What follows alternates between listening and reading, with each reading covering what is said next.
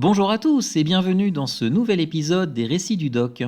Aujourd'hui, une fois n'est pas coutume, nous allons partir loin, très loin, dans une galaxie lointaine, très lointaine, où les étoiles scintillent et où la force règne en maître. Et nous allons parler d'un personnage pas comme les autres, une icône de la sagesse et de la philosophie, le nom Yoda. Yoda, c'est d'abord un mystère, enveloppé dans un petit personnage vert à l'apparence improbable, mais à la présence indéniable.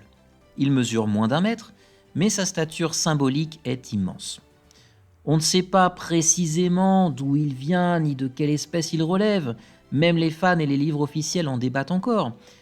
Mais cette aura d'inconnu a également et contribue toujours à son charme inaltérable. Pour comprendre Yoda, il faut décoller de notre perspective terrestre et plonger dans le vaste univers de Star Wars que tout le monde connaît très bien, créé par George Lucas en 1977. Dans cet univers, Yoda est un maître Jedi. Un grand maître Jedi pour être tout à fait exact. C'est-à-dire un gardien de la paix et de la justice, profondément connecté à la Force, cette énergie mystérieuse qui unit le cosmos. Ou comme le dirait Obi-Wan Kenobi, Ben Kenobi de son nom dans l'épisode 4, c'est une sorte de fluide créé par tout être vivant, une énergie qui nous entoure et nous pénètre, et qui maintient la galaxie en un tout unique. Yoda s'impose dans la saga à partir du film L'Empire contre-attaque, l'épisode 5 de la saga sorti en 1980, où il incarne la figure du vieux sage, capable d'enseigner aux jeunes padawans que la force ne se résume pas à un simple pouvoir capable de faire léviter des pierres. Sa façon de parler à l'envers, ses sentences énigmatiques et ses leçons de vie font de lui un personnage unique. Un point important, c'est que Yoda n'est pas un simple mentor, il est lui aussi un combattant hors pair et ça nous l'apprenons dans la trilogie, dans la prélogie pour être tout à fait précis. Malgré sa petite taille, il déploie une agilité incroyable, maniant son sabre laser avec une dextérité impressionnante, en utilisant la forme 4 du combat au sabre laser que l'on appelle Ataru. Cette dualité entre sagesse et puissance séduit immédiatement le public, notamment lors de son combat épique contre le comte Dooku à la fin de l'épisode 2. Parmi ces citations cultes, il y a bien sûr ce joyau « Do or do not, there is no try » ou en français « Fais-le ou ne le fais pas, il n'y a pas d'essai ». Cette phrase simple et profonde résume à elle seule la philosophie Jedi, mais aussi un conseil universel sur l'engagement de la vie. Elle invite à dépasser le doute et à s'investir pleinement dans ses actions. Une compréhension de cette phrase est qu'à partir du moment où on imagine essayer quelque chose, on imagine la possibilité de rater. Le fait de choisir de faire quelque chose ou non retire la possibilité de rater et donc permet à chacun de s'investir pleinement dans ce qu'il va faire. Pour l'anecdote, c'est quelque chose que j'ai moi-même mis un peu de temps à comprendre ayant vu Star Wars pour la première fois dans mes jeunes années. Pour vraiment saisir la profondeur de Yoda, il faut plonger dans l'univers complexe de la République galactique, à l'époque où les Jedi étaient les gardiens de la paix et de la justice dans la galaxie. Aux alentours de l'an -796 avant la bataille de Yavin, qui est la chronologie interne de Star Wars, la bataille de Yavin étant la bataille dans l'épisode 4, lorsque les rebelles détruisent l'étoile de la mort, Yoda devient maître Jedi, puis grand maître Jedi du Conseil, et entreprend la formation de son premier élève. Yoda siège donc au Conseil pendant des siècles, devenant rapidement une figure centrale du pouvoir moral et spirituel des Jedi. Il est présent lors des événements clés qui précipitent la chute de la République, à la fin de la saga de la prélogie, se déroulant entre -32 et -19 avant la bataille de Yavin.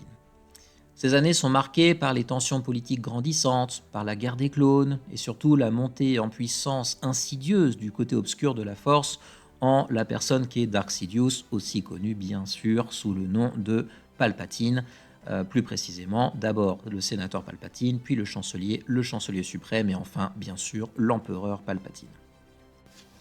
Sa sagesse exceptionnelle lui a permis d'anticiper certains dangers, notamment l'ascension croissante de Darth Sidious, le sinistre seigneur Sith. À plusieurs reprises, Yoda exprime des doutes et des avertissements, mais son conseil est parfois paralysé par ses propres hésitations ou aveuglé par des certitudes.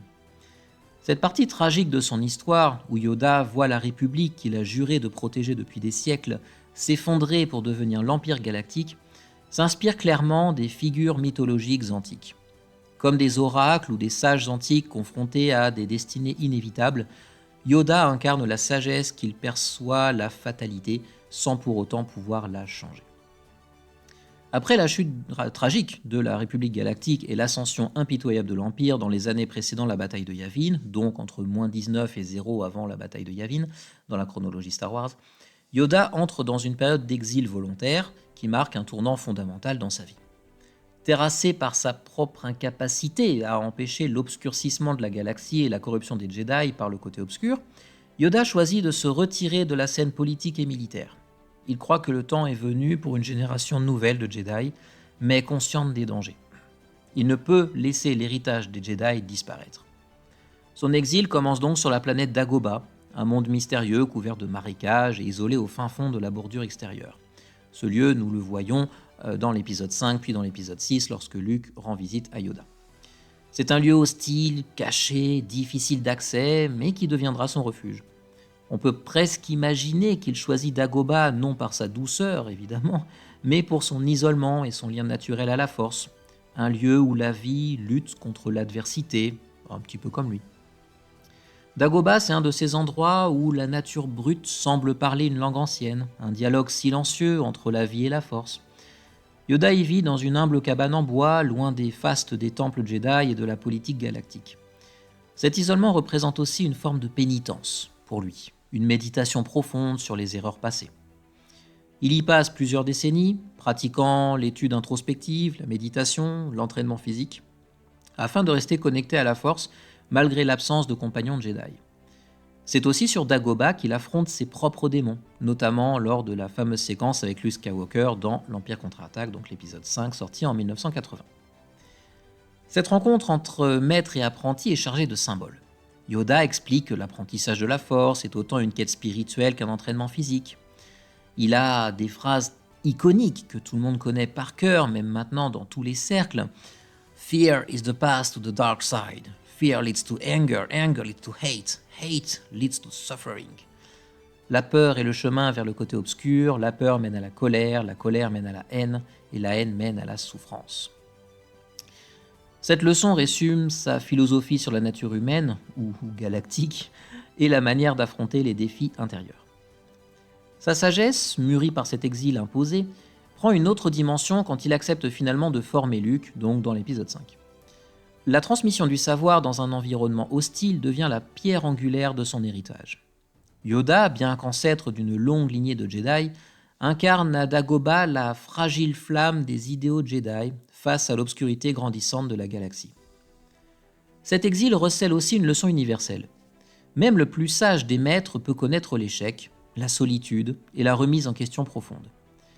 Pourtant, Yoda symbolise la résilience, la persévérance et l'espérance au-delà des ténèbres. Son message traverse les générations. Parfois, il faut se retirer, méditer, apprendre de ses erreurs, avant de revenir plus fort pour affronter son destin.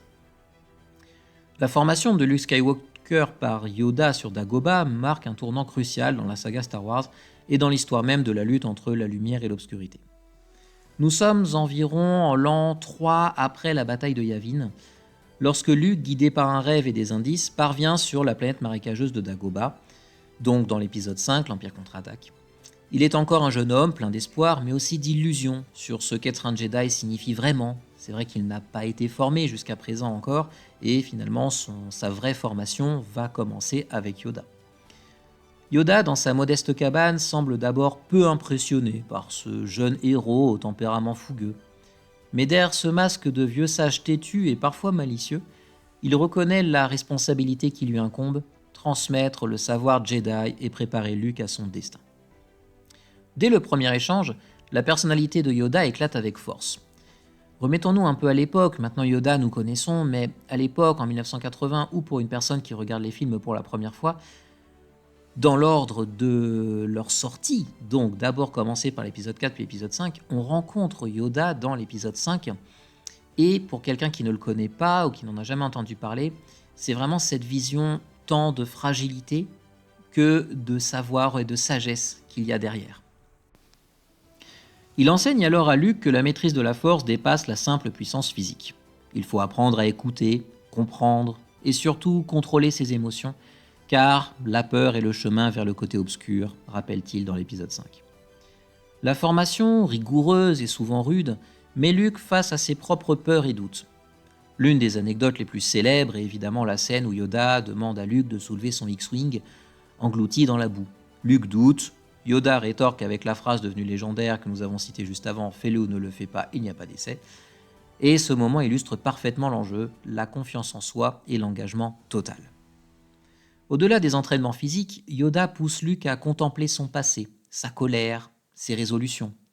Car le vrai combat n'est pas contre les ennemis extérieurs, mais d'abord contre les démons intérieurs. La formation de Luke est interrompue brutalement. Luke, lors d'un de ses entraînements, sent l'appel urgent de ses amis en danger sur Bespin et choisit de quitter Dagobah avant d'avoir terminé son apprentissage. Ce départ prématuré illustre la difficulté d'être un Jedi. Savoir quand lutter et savoir quand se sacrifier, mais aussi apprendre la patience. Malgré son départ, Yoda continue d'incarner un guide spirituel. Il conseille à Luke de faire face à Dark Vador non pas avec haine, mais avec compassion. Le côté obscur cherche à contrôler, mais la véritable force vient de l'équilibre. Plusieurs années passent, et Yoda, fidèle à son rôle de gardien, n'est pas très loin d'assister de son vivant à la victoire finale sur l'Empire. Mais l'heure vient pour lui de quitter le monde matériel. Sa mort survient paisiblement, comme une transition naturelle de son être, dans l'épisode Le Retour du Jedi, en 4 après la bataille de Yavin. Avant de s'éteindre, il délivre à Luke une ultime leçon. Il n'y a que la force, et elle transcende la vie et la mort. Mais Yoda ne disparaît pas vraiment. Sa conscience continue d'exister en tant que ce qu'on appelle fantôme de la force, notamment connu dans l'univers étendu, un être spirituel capable de guider les vivants. Il apparaît à Luke, puis à d'autres Jedi comme Obi-Wan Kenobi, pour transmettre ses savoirs et ses conseils à travers les âges. Ce rôle symbolise la permanence de la sagesse et des enseignements, même face à la disparition physique. Yoda, à travers son existence spirituelle, incarne la croyance que l'essence de la force est éternelle, un guide invisible mais toujours présent. Ainsi, de maître physique à conseiller spirituel, Yoda traverse le temps et l'espace pour rappeler à chacun que la véritable puissance n'est pas dans la force brute, mais dans la sagesse, la patience et l'équilibre intérieur. Petite anecdote intéressante, lors du tournage de l'Empire contre-attaque, Jim Henson, le créateur des Muppets, a conçu Yoda comme une marionnette, et c'est Frank Oz qui a prêté sa voix et réalisé la manipulation. Ce choix, fait en 1980, a donné vie à un personnage crédible, expressif, émotionnellement complexe, ce qui reste encore impressionnant à l'ère du numérique. L'impact de Yoda dépasse largement le cadre de l'univers Star Wars. Sa philosophie a inspiré des générations entières bien au-delà des fans de science-fiction.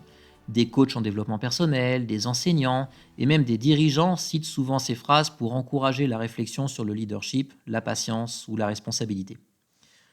Dans le monde d'aujourd'hui, saturé d'informations et d'incertitudes, Yoda nous rappelle l'importance de la maîtrise de soi, de la connexion à une force intérieure, quelle que soit notre définition de celle-ci.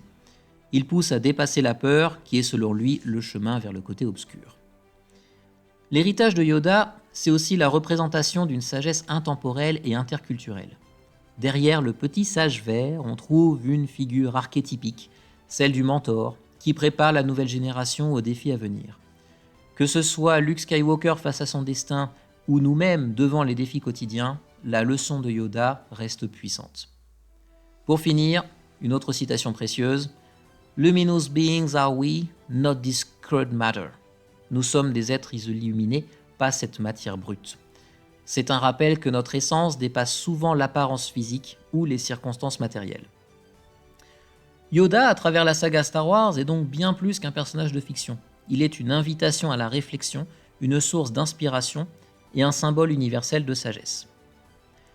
Alors, que la galaxie continue de tourner et que les générations se succèdent, son message est clair, la force est en chacun de nous, à nous d'apprendre à l'écouter, à la maîtriser et surtout à l'utiliser pour le bien. Je ne saurais jamais suffisamment vous conseiller que de ne pas regarder que les films Star Wars, mais également de vous intéresser à l'univers étendu qui, entre l'épisode 2 de Star Wars et l'épisode 6, entre toutes les séries qui existent, nous permet de mieux comprendre Yoda, sa complexité, tout ce qu'il a vécu et pourquoi il l'a vécu. Donc surtout, n'hésitez pas, Clone Wars, Rebels et autres séries sont vraiment vos alliés, au même titre que la Force, dans cet apprentissage. Merci à tous d'avoir écouté ce nouveau podcast qui changeait un petit peu. J'ai pris beaucoup de plaisir à le faire car moi-même étant fan de Star Wars, je pense que vous l'aurez compris. Yoda nous fait un peu penser également à Lao Tzu et à Sun Tzu et à ses enseignements. J'avais fait 2 podcasts sur eux, je ne peux que vous conseiller de les regarder. N'hésitez pas à mettre en commentaire ce que vous pensez justement de l'impact de Yoda ou de la différence entre Yoda et Lao Tzu ou Yoda et Sun Tzu. N'oubliez pas de liker la vidéo et de vous abonner à la chaîne, également d'activer les notifications si vous souhaitez recevoir l'information en avant-première des nouveaux épisodes. N'oubliez pas également de partager et de commenter, je répondrai à vos commentaires avec plaisir. Et en attendant, je vous souhaite une bonne journée à tous et à très bientôt pour un nouvel épisode des Récits du Doc.